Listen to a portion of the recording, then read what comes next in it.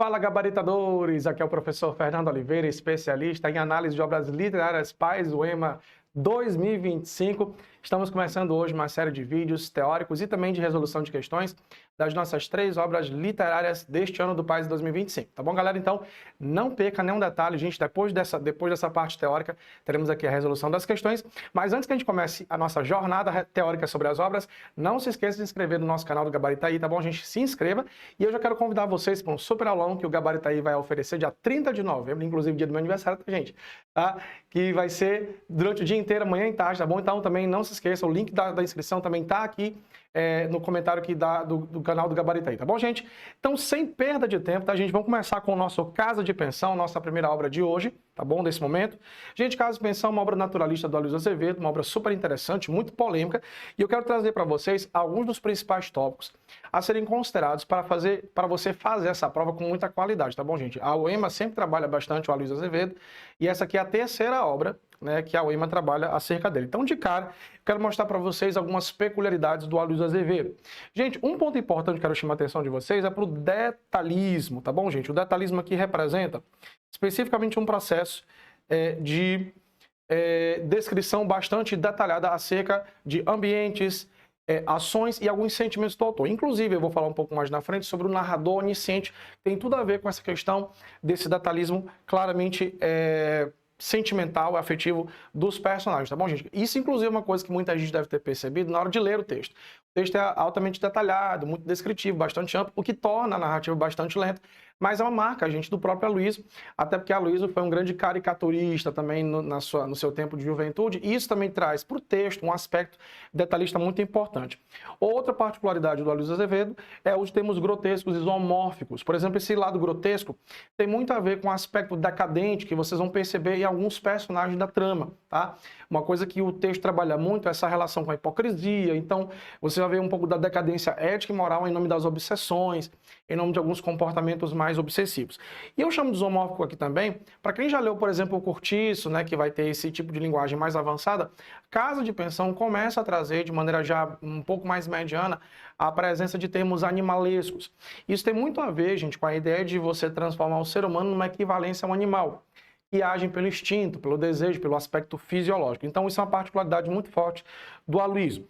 Um outro ponto importante que a Aloysio explora já desde o Mulato até Casa de Pensão, que é uma obra de transição, até o Cortiço, sua grande obra-prima, é a exploração da hipocrisia, tá, gente? Então, assim, é um quadro bastante amplo da sociedade carioca ou maranhense, a depender aí dos livros que ele trabalha, para exatamente explorar que por trás, né, de toda a aparência, de toda a pompa, toda a circunstância, existem comportamentos reprováveis. Como o naturalismo, inclusive, que é a escola do qual o Aloysio faz parte, é uma escola antirromântica, a intenção é justamente desconstruir esses personagens que são românticos aparentemente, cheios de idealizações, cheios de performances perfeitas e puras, né? Ele quer mostrar esse lado sombrio, o lado que todo mundo quer esconder e ninguém quer de fato mostrar. E naturalmente essa hipocrisia aponta para a decadência humana, quer dizer, por trás de toda a aparência existe ali sentimentos reprováveis, né? Traições, corrupções, prostituição não só sexual, mas também prostituição afetiva, sexual, de todas as formas que você possa imaginar. E um outro ponto interessante também é o que eu chamo aqui de intrusão narrativa. A intrusão narrativa, gente, é um processo de comentário, um julgamento, um juízo de valor que o autor vai fazer sobre a obra.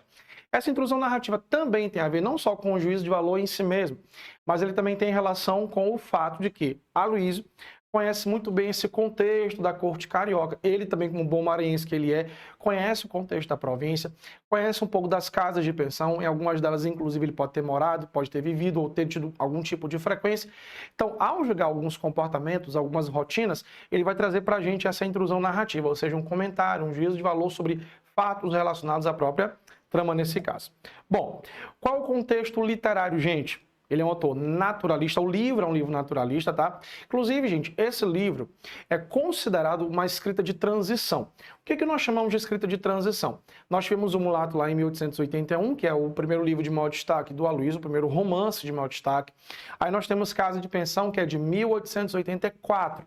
Eu falo de transição porque o Casa de Pensão está ali situado entre o Mulato e o Cortiço. Cortiça é de 1890. Então, o naturalismo aqui presente nos 3 textos aqui vão ter uma dimensão maior ou menor, nesses 3 livros. Em Casa de Pensão, você começa a ter uma pegada um pouco mais crítica a alguns comportamentos socialmente reprováveis, embora você já tenha a hipocrisia aparecendo lá em Um Mulato. Então, o que o naturalismo vai versar, e é importante isso, a prova ela pode explorar características do naturalismo, inclusive relacionada a um trecho específico. Então, fiquem muito atentos ao seguinte, a prova ela pode pegar um trecho específico e quer que você faça a relação entre esse trecho e uma característica determinante, uma característica específica do naturalismo aqui. A primeira delas, pessoal, é o determinismo histórico, ambiental e racial. Segundo Hipólito Tani, o homem é produto do meio, da raça e do momento histórico. E é uma coisa que o naturalismo explora muito em seus livros, inclusive aqui em Casa de Pensão. Basta vocês observarem o comportamento de Amâncio. Como é que se dá a formação moral e ética de Amâncio? Especialmente na escola e especialmente na família. Então, são 2 ambientes onde a formação de caráter vai acontecer. Também ambiental, como eu falei para vocês, o histórico tem muito a ver com a questão de toda a jornada que o personagem tem, e racial também, porque nós temos uma exploração de racismo aqui, de preconceito racial, ou de aspectos escravistas no livro, que é relacionada à ama de leite de Amâncio. A ama de leite ela é vista, segundo o livro, segundo o narrador, como uma boa escrava, uma excelente escrava. E o que é uma excelente escrava? Aquela que obedece e faz exatamente tudo o que o patrão pede, sem questionar, sem retroceder. Outro ponto que o naturalismo trabalha é a influência do coletivo sobre o individual. Como o ambiente pode delimitar, pode formar e pode estimular o comportamento do indivíduo. E nesse caso, o coletivo representa uma coisa que você não pode evitar.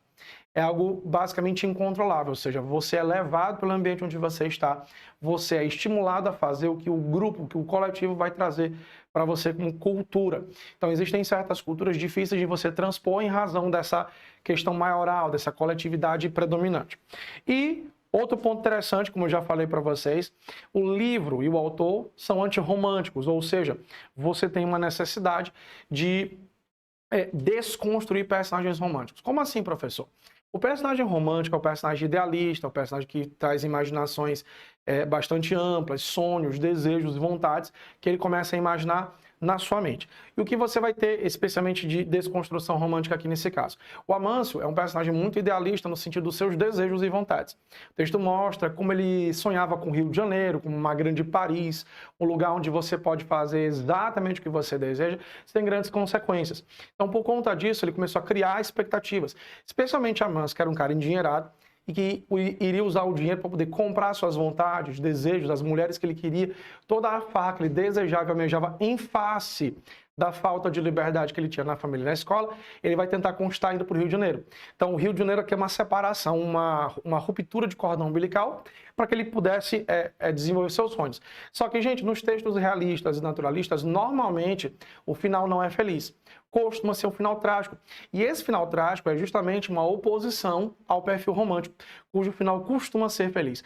Todos nós sabemos, inclusive, que Amâncio vai ser assassinado depois de toda uma jornada de extorsão por parte de Coqueiro e sua família em razão do dinheiro do protagonista.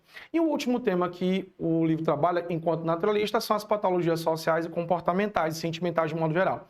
O que eu chamo de patológico é o comportamento obsessivo, doentio. Ou seja, em nome de um desejo maior, você abre mão da ética e da moral para você conquistar e realizar o seu desejo. Por exemplo, Amâncio faz um pouco isso em relação aos seus desejos sexuais, em troca, por exemplo, das obsessões de Coqueiro, que estava ali fascinado, louco pelo dinheiro, e viu em Amâncio uma mina de ouro para poder explorar o máximo que ele pudesse.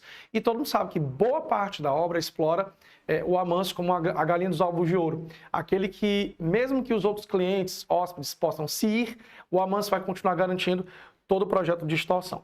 Bom, um ponto que eu quero chamar agora a atenção de vocês são para pontos principais do enredo. Esse livro aqui tem 22 capítulos e eu selecionei aqui alguns pontos importantes, fatos centrais que vão nos ajudar a entender a obra. Antes que eu comece a falar sobre isso, é importante dizer que o enredo não é linear. Ele já começa, por exemplo, bem que eu coloquei o início da narrativa. O início da narrativa, gente, não se confunde com a cronologia etária do Amâncio. O Amâncio esteve lá, nós temos aí no texto memórias da infância, da adolescência de Amâncio, mas o texto começa com Amâncio já na corte carioca, na casa do Campos. Campos, que é um grande compadre, um grande amigo do pai de Amâncio, que é o velho Vasconcelos. Então, a primeira cena vai ser justamente ali, de Amâncio na casa do Campos, uma figura recomendada.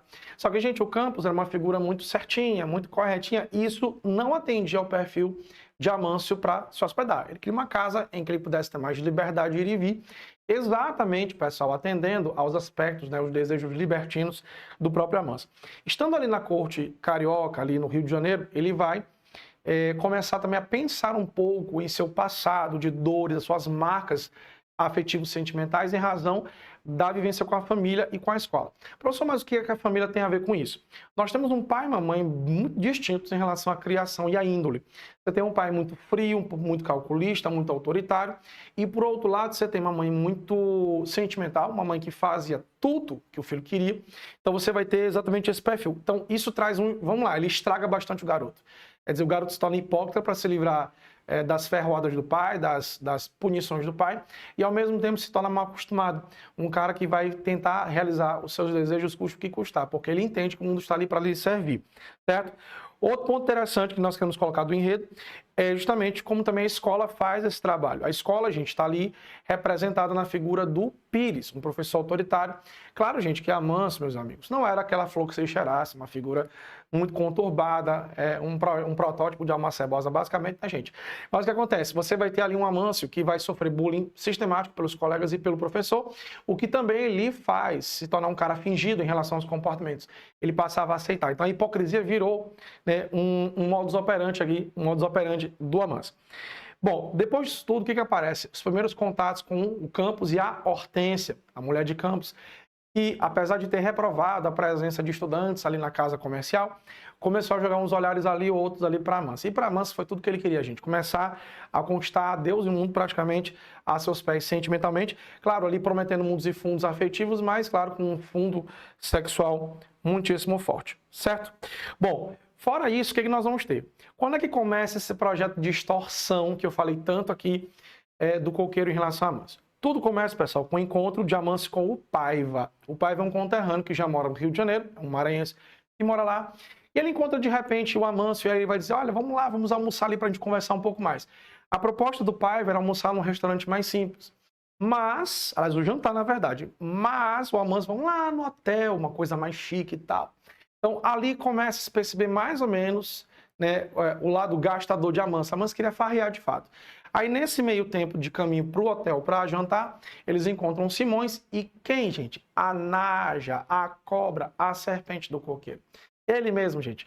E o que vai acontecer? O jantar vai desenrolar-se, gente, de uma maneira muito farreante, assim, muito desbragada, muito informal demais nesse caso. E aí, Amâncio vai deixando o vinho rolar, a comida rolar, e é isso que de repente entra um cara lá, um senhor de idade que vai estar pedindo uma mulher para que ela volte para ele. Inclusive, o nome dessa mulher chama-se Rita Baiana. Quem lembra de O Cortiço sabe que é uma personagem de O Cortiço, né? Essa personagem.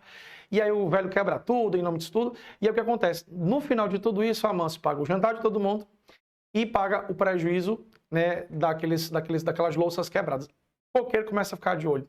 E é bem que começa exatamente a observação. Quando o coqueiro chega em casa, que ele vai dizer, Madame Brizard, a mulher dele, uma senhora francesa, vai dizer, olha, achamos um tesouro. Então, bem ali eles começam a discussão, que é exatamente esse próximo tópico aqui, o plano de extorsão. Então, a Amélia vai se tornar, nesse caso, o bode expiatório para seduzir Amâncio e, a partir disso, né, concretizar todo o plano de enriquecimento ilícito por parte da família de coqueiro de Madame Brizard. Então, o que você vai ter? Você vai ter o coqueiro o Amâncio se transferindo para a casa de pensão. Depois desse jantar, inclusive, antes que eu esqueça esse detalhe, depois do jantar, Amâncio ficou muito bêbado e ele acabou passando mal. Ele foi para a república onde Paiva morava, e essa república é, inclusive, destacada, tem até uma questão sobre isso daqui a pouco, mais para frente, no próximo vídeo, em que se destaca o ambiente decadente da república onde Paiva morava. Um outro ponto interessante é que o livro vai começar a traçar logo em seguida a descrição dos moradores da casa de pensão, todos eles ali com algum aspecto que eles se gabam ou se acham superiores. Temos ali juízes, nós temos ali jornalistas, nós temos ali músicos, nós temos advogados, temos todo tipo de pessoa que o livro vai descrever. Outro ponto interessante é que durante a trama, algumas hipocrisias vão ficar mais claras, inclusive a de coqueiro. Para quem lê o livro, vai se lembrar que coqueiro deu um conselho para Amâncio. Amâncio é o seguinte, ó, se você quiser se encontrar com alguém, é daqui para fora. Aqui dentro, encontros sexuais não podem rolar. Então, a áurea que Coqueiro quis dar é uma áurea de alguém santo, puro, muito ético e moral. Só que aí, gente, o Amâncio vai descobrir o quê, galera? Coqueiro pegando as empregadas no meio do quintal da casa de pensão. Isso aí, já claro, deixa muito latente essa questão de como a casa de pensão, um grande papel que se discutia no período, é como as casas de pensão representavam realmente a ideia de ética moral ou se era um disfarce para figuras muito reprováveis moralmente e socialmente. Bem no meio desse ínterim aparece Lúcia, uma mulher casada com Pereira, na verdade casada não, amaziada, junta com ele, uma figura especialista em dar golpes em casas de pensão. Essa aqui era a sexta, mas Lúcia também, com seu ato de sedução, também foi atrás de Amâncio também ficou enlouquecido por ela. Você vê, ó, Amâncio já estava ali na mão de Hortência, na mão de Amélia e na mão de Lúcia, né? O que acontece? Só que Lúcia também queria dar um outro golpe do baú, né? A Lúcia também é uma história muito conturbada, né, de situações por interesse, né? Ela se aproximou de Pereira por interesse, né? Porque tinha um tio que ia dar herança, só que aí o tio morreu e acabou dando mais prejuízo que outra coisa. Por conta desse encontro de Lúcia com Coqueiro, com Amâncio, você vai ter a Amélia investindo ainda mais nos encontros, tentando se aproximar um pouco mais, mas o Amâncio ali se esquivando de lado. Nós temos também uma descoberta da carta de Amâncio para Hortência. Amâncio vai escrever carta para Hortência, então esse é um ponto também bastante chave, até porque a Amélia estava fingindo estar dormindo, mas depois ela pega a carta e esconde a carta, e a Amâncio fica louco querendo saber onde estava essa carta. Só que, gente, depois disso aí vai acontecer uma situação muito problemática que vai gerar a maior tensão da obra, assim, a partir daqui, que é a morte do pai de Amâncio. Professor, por que basicamente essa parte ela é mais tensa? Porque, queridos, a partir dessa morte do pai de Amâncio, Amâncio decidiu ir para o Maranhão para cuidar das coisas da herança do pai. E ali a Amélia se sentiu ameaçada, porque ela queria casar primeiro para poder garantir sua própria herança do garoto. Uma vez que ele fosse ao Maranhão, ele poderia ir e não voltar mais. Então você vê como, de fato, a morte do pai de Amâncio gerou uma tensão desbragada. Por incrível que pareça, o Luiz Campos, que era um grande conselheiro, apesar de não morar mais na casa o Amâncio não morar mais na casa dele, ele aconselhou o Amâncio a permanecer no Rio de Janeiro para poder concluir o estudo daquele ano de medicina. O Coqueiro pensou do mesmo jeito, mas não pela mesma motivação. O Coqueiro pensou exatamente que a viagem ao Maranhão poderia colocar tudo a perder. Só que aí as exigências de Amélia foram aumentando. E aí o que aconteceu? A casa de pensão também foi entrando em crise e ela acabou virando depois um cortiço, em que todos os tipos de pessoas, marginais, prostitutas, figuras cheias de vício, passam a frequentar a casa porque a casa de pensão começou a decair, muita gente não pagava mais e praticamente só ficou o Amâncio por ali. Nesse meio tempo, pessoal, o que vai acontecer? Amâncio ali, muito sufocado pelas exigências da Amélia, né, já um pouco mais observador dos golpes que a família de Coqueiro queria promover em relação a Amâncio, ele começou a pensar no empreendimento de fuga, de fato, ao Maranhão. Combinou com Paiva todo o processo, e aí Paiva acabou lhe ajudando, assim, como fazer o plano, só que Coqueiro também sabia de tudo, gente. Coqueiro já sabia desse plano de empreendimento de fuga. O que Coqueiro vai fazer? Vai contratar um advogado para construir uma falsa acusação sobre Amâncio. Uma vez que Amâncio já tinha tirado a virgindade da donzela, né, claro que a Amélia ali consentiu aquele processo, mas a intenção era mostrar que Amâncio tinha desflorado, quer dizer, tinha feito um abuso sexual em relação a ela, e isso, claro, lhe imputaria um tipo de crime. Exatamente no dia que Amâncio vai tentar ir embora para o Maranhão, o que vai acontecer? A polícia lhe prende, né, vai lhe deixar ali 3 meses preso, e aí, em meio a alguns interrogatórios que vão acontecer, o que você vai ter? Você vai ter o arrolamento de falsas testemunhas, que vocês estão vendo aqui, inclusive mostrando que houve agressões, né? Inclusive dizendo que o rosto dela estava roxo, e não teve nada disso. Vizinhos que nem são vizinhos dizendo que ouviram os gritos, né, do processo de violência sexual, né, o que acabou não acontecendo.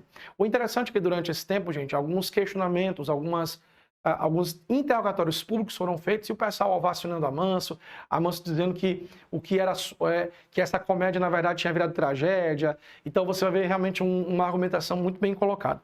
Depois de tudo isso aí, pessoal, o que aconteceu? Amâncio foi absolvido e, obviamente, que Amâncio foi ovacionado pelo Rio de Janeiro. Não se falava em outra coisa. Gente, vocês imaginam como o Coqueiro ficou?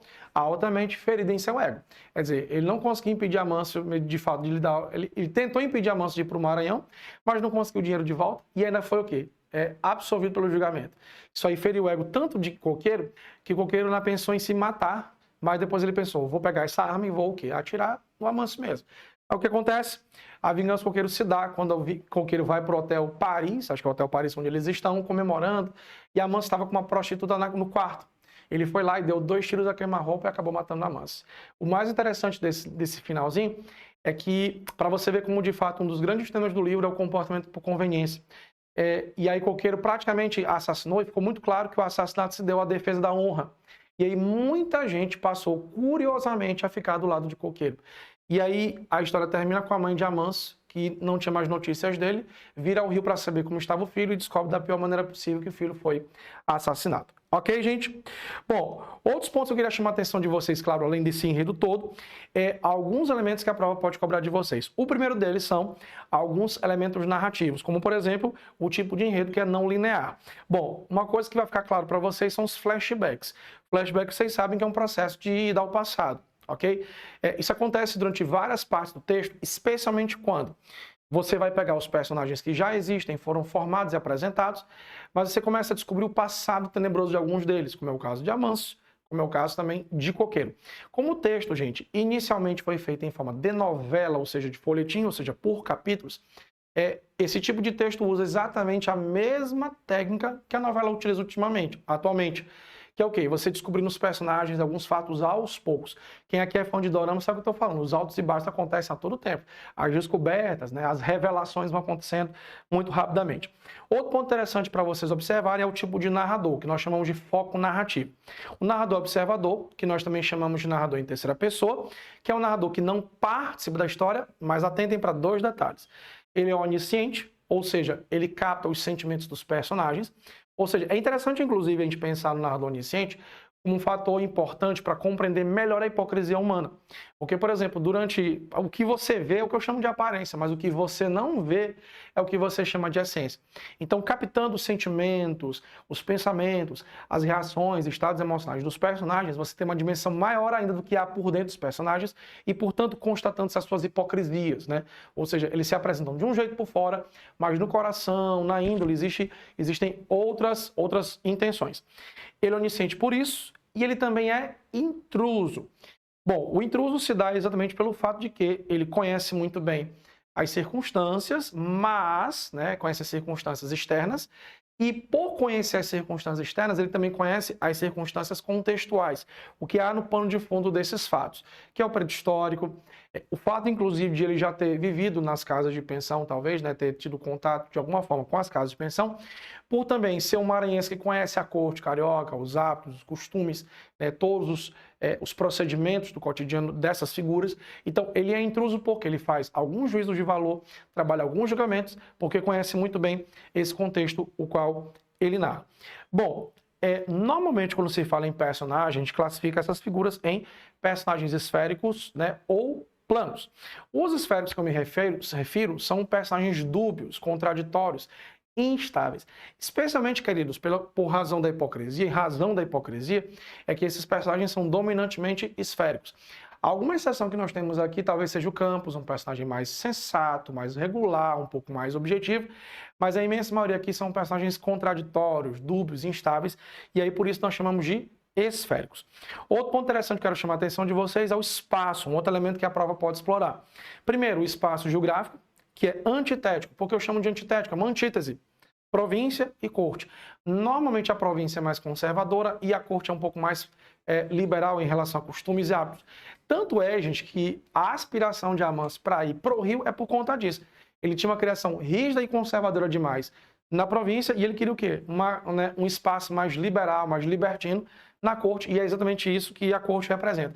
E é até interessante que o livro faz uma metáfora do Rio com Paris, quer dizer, Paris é uma cidade ainda mais libertina na visão do próprio narrador. Outro ponto interessante é o espaço ambiental determinista, ou seja, a casa e a escola como, né, lugares de um espaço em que se dá exatamente a formação do indivíduo. E, claro, os espaços sociais segregados, quer dizer, cada espaço aqui representa uma classe diferente. É até interessante porque o naturalismo costuma dar muito mais destaque às classes populares. Mas aqui é interessante que a classe média aparece um pouco mais aqui, que está representada aqui pelos moradores da casa de pensão. Nós temos a transformação no cortiço aqui, atentando para uma classe social mais pobre. E, claro, os ambientes de festa, que são ali o local de encontro da aristocracia do período, né, basicamente, desse momento. Ok? Outros dois pontos dos elementos narrativos interessantes são exatamente o discurso direto, que aparece bastante, os diálogos que vão aparecer por aqui, e os discursos indiretos. E aqui eu quero chamar a atenção de vocês para um detalhe. O discurso indireto, normalmente, que é quando só o narrador fala, ou o narrador tenta reproduzir a fala do personagem com as suas palavras, as palavras do narrador, normalmente você não tem nenhuma pontuação que lhe acompanhe. Mas atentem que, no caso de pensão, nós temos a presença das aspas fazendo esse papel, ok? Então fiquem muito atentos com a presença dessa pontuação. E para fechar essa primeira parte dos elementos narrativos, nós temos o tempo cronológico dominando, até porque o texto vai seguir uma sequência em boa parte dela, mas sempre recortado pelo tempo psicológico, ou seja, pelas memórias e pelas lembranças. E para fechar nosso resumão teórico aqui de caso de pensão, como é que a UEMA pode cobrar esse conteúdo exatamente aqui nessa prova? Bom, primeiro ponto. Nas provas anteriores, né, você vê que, vez por outra, a questão do descritivismo aparece aqui de maneira muito importante. Vocês vão perceber aqui a presença desse descritivismo aqui, detalhismo ambiental, né, detalhismo das ações, né, dos fatos aqui. Outro ponto interessante, marcas linguísticas de foco narrativo, né? Como é que você percebe que o narrador é observador, ou onisciente, ou intruso? Então, por exemplo, no caso do narrador onisciente, fiquem muito atentos a pensou, sentiu, né? Trouxe a memória, trouxe para o coração uma mágoa. Quer dizer, como é que você identifica mágoa, vontade, desejos, a não ser no aspecto interno? Então, é importante estar atento a esse palavreado para poder identificar o narrador onisciente. E como se percebe o narrador intruso também? A partir de julgamentos, quando você percebe que o narrador adjetiva, caracteriza da sua maneira fatos, pessoas, né? Ou então traz uma opinião sobre o fato, é que você vai perceber a presença desse tipo de narrador. Além disso, pessoal, outros trechos que têm relação aí com o naturalismo, como o determinismo, o descritivismo, como nós já falamos, a linguagem grotesca, quer dizer, como aquelas marcas naturalistas podem aparecer a partir dos trechos. Além também de uma desconstrução de personagens românticos a partir da ótica naturalista. Como eu falei para vocês, qualquer livro, gente, realista ou naturalista que se preze, ele pega o personagem romântico não para exaltá-lo, mas para jogá-lo na sarjeta. Na sarjeta, sarjeta é ótimo. Na sarjeta. Por que, professor? O Amâncio, como eu falei, é um cara que idealizava muita coisa, mas a realização dos seus desejos, né, de seu pensamento e imaginação, vão lhe levar basicamente a um cinema de ruínas, né? Inclusive a ruína final, que é a sua própria morte, tá? Então, são alguns pontos. E para fechar esses pontos, outros quadros que eu destacaria para a prova da UEMA seria o aspecto contraditório dos personagens, como é que você vai perceber essa instabilidade, inclusive, gente, para explorar o que eu chamo de narrador ou personagem esférico. Então, essa instabilidade, ela tem muita relação com esse tipo de personagem, e a prova também pode cobrar sobre isso. Como o determinismo atua na índole dos personagens da obra, gente? Então, o texto pode explorar isso, ou seja, como de fato o ambiente vai realmente determinar quem vai ser ou quem não vai ser isso ou aquilo.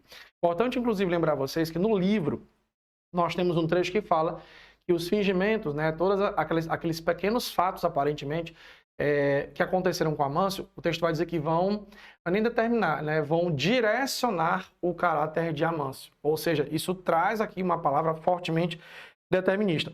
Além, claro, também de como explorar os tipos de discurso, lembrando bem que discurso direto nós temos pontuação expressiva, né, os travessões, os dois pontos, os verbos de discurso, o verbo de elocução, tá? E a identificação do discurso indireto por meio de uma fala um pouco mais ressignificada. E, por fim, intertexto, pessoal. Eu acho que é um ponto importante a lembrar, como o texto pode pegar textos de outras obras ou outros textos não literários e relacionar com temas da obra. Isso também pode ser uma ótima maneira de a prova cobrar questões, tá certo? Gente, nós nos encontramos daqui a pouquinho no nosso vídeo de resolução de questões do nosso caso de pensão, gente. Até lá!